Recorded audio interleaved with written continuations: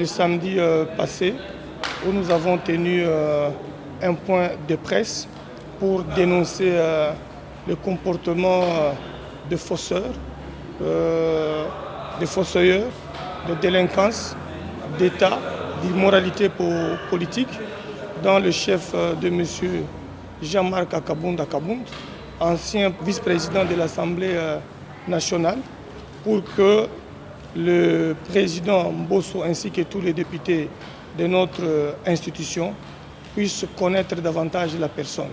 Et nous avons déposé toutes les pièces bien cotées et certifiées conformes aux originales afin de permettre à l'Assemblée nationale de comprendre qui a été vice-président de l'Assemblée nationale pendant un bout de temps avec des identités douteuses, mensongères même, parce que la vérité est maintenant connue de tout le peuple congolais.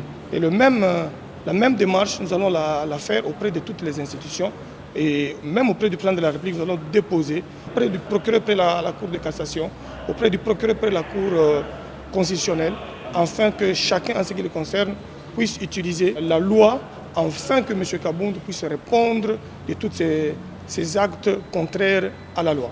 Le document est vraiment riche en couleurs, avec plus de 16 pièces, lesquelles pièces sont certifiées conformes et chaque pièce est illustrée avec les identités mensongères, parce qu'il n'y a pas de doute en ce que je sache.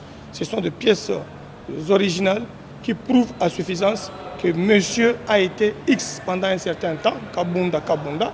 Après un certain temps, il est devenu Kabound. Après un autre temps, il est devenu Kabound.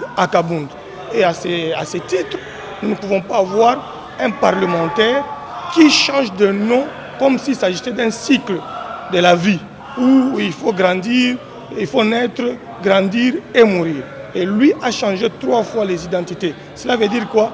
Il est mort, il est ressuscité, il est mort, il est ressuscité, en gardant 3 identités différentes, sans pour autant avoir un nom qui a un caractère injurieux.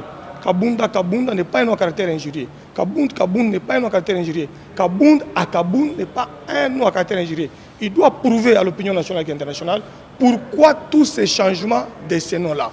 Si c'était pour tirer des profits, pour tirer des intérêts politiques ou des dividendes politiques, c'est les instances compétentes qui vont définir. L'Assemblée nationale ne peut pas avoir dans cette grande institution un fossoyeur, un menteur, un usurpateur.